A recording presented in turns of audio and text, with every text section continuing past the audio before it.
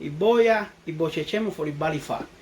Bienvenidos y bienvenidas a todos y a todas a esta su comunidad de Baisolá, que la bendición de Ubocale Nuocha, de Ubocale Noricha, de Ubo con Caraonú, de los Dumares, de Olorun, de Olofi, sea con todos vosotros.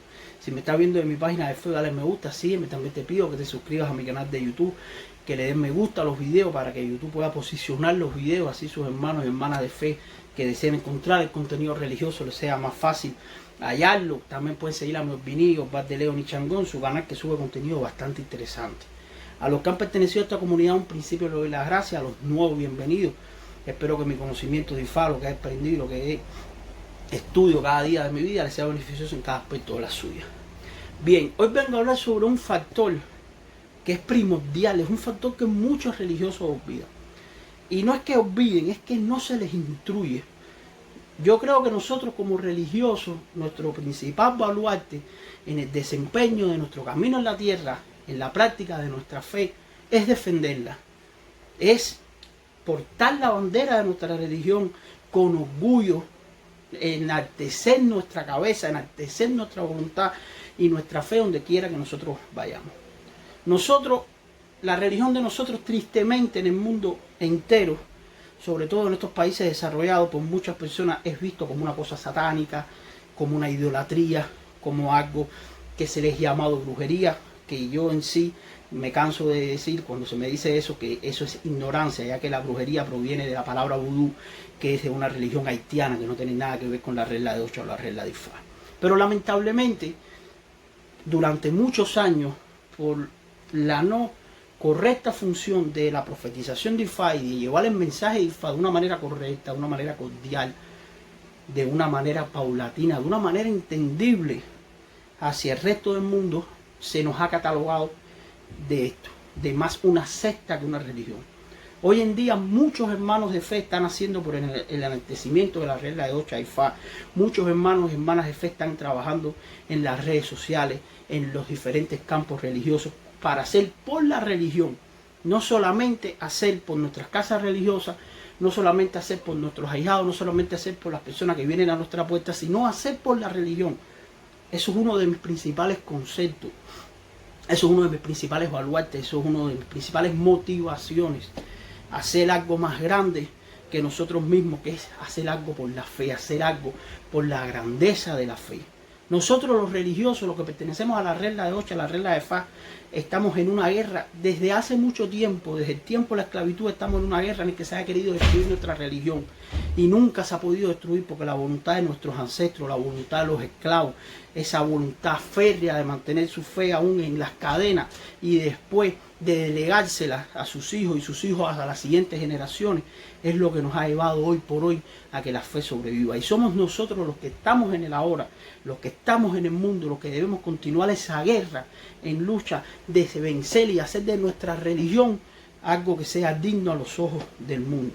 Una guerra que no ganaremos con violencia, una guerra que no ganaremos con armas, sino una guerra que ganaremos con ideas, que ganaremos con paz, que ganaremos con inteligencia, que ganaremos con amor, que ganaremos con cordura, que ganaremos con razón, que ganaremos con cortesía, que ganaremos con alabanza hacia nuestra fe. A mí me estaba diciendo un hermano mío que le había dicho una persona de que nosotros practicamos una religión que proviene de África y que África es un continente atrasado. Y es verdad que eso lo dicen muchas personas, que nosotros estamos practicando una religión que proviene de un lugar que hay mucha miseria. Pero esos son personas ignorantes, personas que creen que solamente, que dicen como el famoso dicho, de que el ser humano surgió en África y la civilización surgió en Europa. Y eso es totalmente en contra de la historiografía, y para eso me he evaluado y le voy a demostrar a aquellas personas que creen que nosotros practicamos una religión de un continente moribundo, de un continente atrasado, aquellas personas que piensan que nosotros practicamos una religión en el cual, de un continente que nunca hubo imperio, la cantidad de imperios que hubieron en África. Para eso me voy a valer de una lectura y le voy a leer todos los imperios que existieron en África. El imperio egipcio de 1970 a.C. hasta 1570, antes de Cristo hasta 1070 después de Cristo. El imperio de Kush de 760 a.C. hasta 656 a.C. El imperio de Cartago, que duró desde 1575 a.C. hasta 146 a.C. El imperio de Canén o de Bornu, que duró desde los años 700 después de Cristo hasta el año 1376, así como después tuvo una resurrección y duró desde 96 hasta 1896, en una época más temprana. El imperio de Ghana, que duró desde el 750 después de Cristo hasta el 1076. El califato de Fátima, de 910 hasta el 1171. El imperio de Almohade, de 1121 a 1269. El imperio etíope, de 1137 hasta el 1974. El sultanato de Ayubí, desde 1171 hasta 1254. El sultanato de Benimerine, de 1195 hasta 1465. El imperio de Mali, de 1235 hasta 1665. El imperio de Mali, hasta 1465, perdón. El imperio de Mali, de 1235 a 1645. El sultanato de Mameluco de Egipto, de 1250 a 1517. El imperio de Songhai, de 1340 a 1591.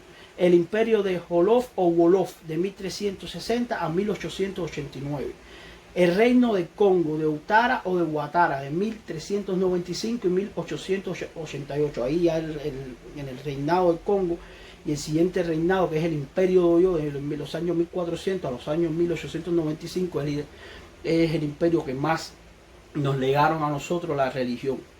El sultanato de Adán, de 1415 a 1555. El reino de Benín, de 1440 a 1897. El imperio de Oyo dominó mucho la parte de Benín. El sultanato de Senán, de 1502 a 1821. El imperio de Lunda, de 1660 a 1887. El imperio de Bamana o de Segú, que duró de 1712 hasta 1896. El imperio de Cazembe, de 1740 hasta 1897. Ya estos son más modernos. El reino de Yeque, de 1804 a 1903. El reino de Busoli, de 1840 a 1864. El Estado Libre de Orange, de 1854 a 1902. La República Sudafricana, que ya esto es más moderno ya, que es de 1856 hasta 1902, pero es considerado un imperio dado la potencia económica que tiene. El imperio de Guazulú o de Madinga, de 1878 a 1898. El imperio centroafricano, de 1976 a 1979. Bien, de todos estos imperios, el que más nos interesa es el imperio de Oyo, que el imperio de Oyo fue un estado de Yoruba que ocupó lo que hoy es el oeste y el norte de Nigeria, establecido en el siglo XIV. Se convirtió en uno de los estados más vastos de África precolonial, con lo que encontraron los exploradores europeos, que fue con lo que se encontraron los historiadores europeos. El imperio fue la potencia regional entre los mediados del siglo XVII y finales del siglo XVIII, ejerciendo su influencia en el reino de Dahomey, que el reino de Dahomey, donde más se practica lo que viene siendo la práctica arará, hoy en día, es decir, de donde se legó la práctica arará, y de otros reinos de lo que hoy es Nigeria, Benín y Togo. Bien, esto que le acabo de leer es para que cuando ustedes tengan la defensa de que se les acuse de que nuestra religión es una religión de que proviene de un lugar en el cual nunca hubo desarrollo, en un lugar en el que nunca hubo civilización, en un lugar en el que nunca hubo inteligencia. Mire cuántos imperios surgieron de África. Lo que pasa es que eso está explicado en Cheney López, que el imperio de la religión fue más decía en la tierra nigeriana por lo sucedido en los Ogan, de la autosuficiencia, de adorar a otros dioses también, y Olófilo maldijo para que la dispersión también se regara por los 4 puntos cardinales. Nosotros debemos entender y debemos hacer por la fe, pero con inteligencia. Mire, yo les voy a contar una pequeña anécdota para que ustedes entiendan cómo ha de actuar un religioso en situaciones en que se nos es atacado. Aquí en mi casa, donde yo vivo, vienen muchas personas a practicar la religión, vienen muchas personas a trabajar la religión y se hacen muchos cantos, muchos rezos, muchas obras. Y uno de los vecinos nuestros, una persona intolerante y racista, alejada total de la otra comunidad, ya que todos mis otros vecinos son personas que me tienen muy buena estima. Pero sin embargo esta persona, siendo racista, empezó a dejar una serie de papeles diciendo de que no sé qué cosa de la religión y no sé qué cosa. Cuando yo vi a esa persona actuar así, yo ni fui, ni le toqué la puerta, ni la agredí, ni la traté con ningún tipo de malos tratos ni nada. Yo fui inteligente, yo estuve leyendo alrededor de una semana entre las leyes que existen en España, en las cuales yo me veo amparado, y yo le saqué estas leyes, se las dejé en la puerta de su casa y le dije que la próxima vez que estuviera o quisiera algún acto de acusación o algún acto de acoso hacia nosotros, iba a ser penado por la ley. Le leí que según la ley orgánica del 7 de 1980, el 5 de julio, libertad religiosa, en el cual se manifiesta la penalización por parte de las autoridades del gobierno de España a aquellos que discriminan a los de su entorno por creencias étnicas religiosas, y es tomado como motivo de acoso y discriminación ante la ley. También estuve leyendo durante casi prácticamente una semana, ya que la Constitución y las leyes orgánicas, que son las leyes aquí en España, existen diferentes tipos de leyes, las leyes orgánicas, las leyes ordinarias, me parece, según las comunidades las leyes varían, pero para poder leer eso hay que leer y leer, porque dicen mil cosas y es muy poco entendible, pero yo me metí, leí para buscar cuál es la parte que a mí me protege como ciudadano español que soy, aunque haya nacido en otro país y aunque sea cubano, y siempre seré cubano, soy ciudadano español y tengo los mismos derechos porque pago impuestos, pago todo lo que paga cualquier otro tipo de persona, y además soy una persona justa ante los ojos de la ley y no infringo ley ninguna. Pero ante personas que actúan así, que son muy pocos, porque yo tengo muchas amistades mías españoles, que son ahijados míos, que son personas queridas por mí, que son personas que me han entregado su amor y que me han aceptado en su tierra y que la he identificado como mía, como la madre patria que es España, los amo inmensamente. Pero este tipo de personas que son uno o dos, que son intolerantes, que son racistas, no se les responde de la misma manera que ellos nos responden a nosotros, con agresión. Nosotros respondemos con inteligencia. Y a esta persona yo le puse, según la ley del 11 de enero del 4 de enero del 2000 sobre derechos y libertades de los extranjeros en España y su integración social, el artículo T de los extranjeros e interpretación de las normas, los extranjeros gozarán en España de los derechos y libertades reconocidos por el título 1 del capítulo 1 del artículo 4 de la Constitución, en los términos establecidos sobre los tratamientos internacionales de esta ley, en las que regulen el ejercicio de cada uno de ellos. Como criterio interpretativo general se entenderá que los extranjeros ejercitan los derechos que se reconoce la ley en condiciones de igualdad con los españoles. Según el artículo 4 del artículo 23 de la ley orgánica del 11 de enero del 2000, a los efectos de esta ley representa discriminación todo acto que directa o indirectamente conlleva una distinción, exclusión, restricción o preferencia contra un extranjero, basado en la raza, el color, la ascendencia o el origen nacional o étnico, las convicciones y prácticas religiosas, y tenga como fin o efecto destruir o limitar el reconocimiento o ejercicio de las mismas, en condiciones de igualdad de los derechos humanos y de las libertades fundamentales en el campo político, económico, social y cultural. ¿Por qué? Porque nuestra religión es vista como una secta. Cuando esta persona empezó a ver que aquí se hacían cantos, por supuesto los cantos y las obras, y todo se hacía durante el día, nada afectaba a los demás, pero cuando empieza a cantar la hocha y empiezan los rezos de las hochas, esas personas intolerantes así se le tiemblan, vibran dentro de su interior porque se sacuden enteramente en su maldad. Pero ante este tipo de personas, ante este tipo de agravios hacia nuestra religión, ante este tipo de intolerancia de muchos de nosotros que vivimos en otros países, en los Estados Unidos, en Italia, y que tenemos que practicar nuestra religión de manera escondida, que yo no lo practico de manera escondida porque yo enaltezco mi religión donde quiera que me paro y sé los derechos que mi religión posee, pero muchos hermanos y hermanas de fe lamentablemente tienen que practicar la religión de manera escondida porque donde viven son más vistos. Nosotros tenemos derecho como religiosos, nosotros tenemos derecho como practicantes de la fe.